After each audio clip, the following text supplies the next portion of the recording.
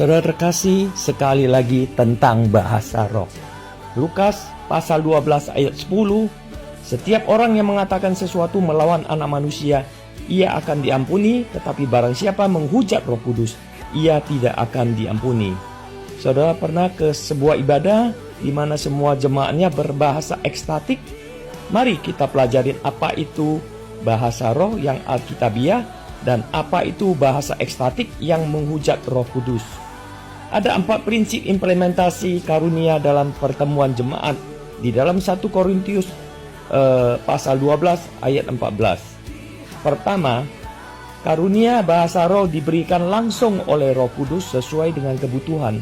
Yang diberi karunia tidak dapat menolak, dan yang tidak diberi tidak dapat memaksa untuk memilikinya. Jadi, tidak semua orang percaya memiliki karunia berbahasa roh. 1 Korintus 12:30, 1 Korintus 14:10.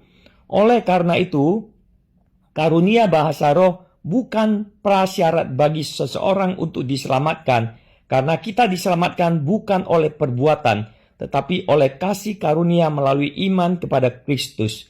Bahasa roh juga bukan indikator untuk menentukan tingkat kerohanian seseorang. Kedua adalah tujuan pemberian karunia adalah untuk membangun jemaat, bukan membangun pribadi yang berbahasa roh. 1 Korintus 14 ayat 4, 1 Korintus 12:26. Sedangkan bahasa ekstatik sama sekali tidak membangun jemaat karena tidak mungkin dipahami manusia yang akan dibangun rohaninya, sehingga dapat menjurus kepada praktek menghujat Roh Kudus. Ketiga, wujud bahasa roh adalah kata-kata yang tidak dapat dipahami oleh semua orang, kecuali bagi yang mengerti bahasa tersebut, sehingga bahasa roh perlu ditafsir atau diterjemahkan.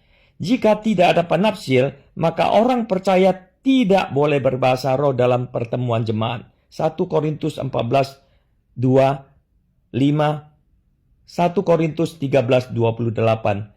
Bahasa ekstatik jelas tidak bisa ditafsir, sehingga ucapan menjadi sia-sia, bahkan bisa disalahpahami sebagai perkataan orang gila. 1 Korintus 14:9 dan 23.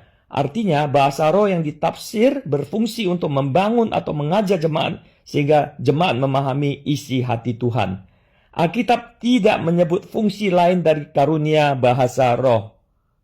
Fungsi bahasa roh untuk penyembahan komunal, pengusiran roh jahat, atau saling memberkati adalah sama sekali tidak pernah diajarkan Alkitab dan menyesatkan umat.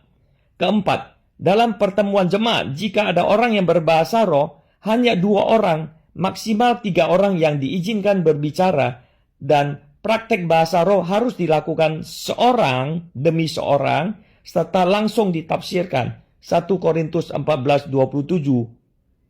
Faktanya bahwa dalam gereja masa kini, Roh Kudus hampir tidak pernah memberikan karunia menafsirkan bahasa roh, dan ini mengindikasikan bahwa seharusnya tidak boleh ada praktik bahasa roh dalam pertemuan ibadah. 4 prinsip pengajaran Alkitab di atas adalah pedoman implementasi karunia bahasa roh dalam pertemuan jemaat yang bisa menolong kita untuk mengenali bahasa ekstatik yang menyesatkan. Apakah Anda mau menempuh risiko menghujat Roh Kudus melalui praktek bahasa roh yang sesat melalui bahasa ekstatik?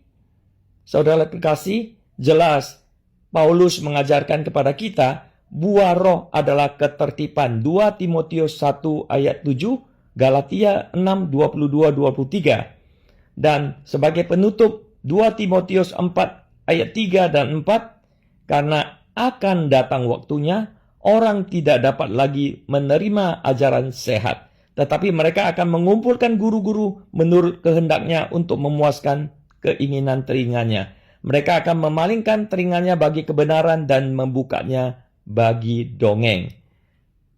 Tuhan Yesus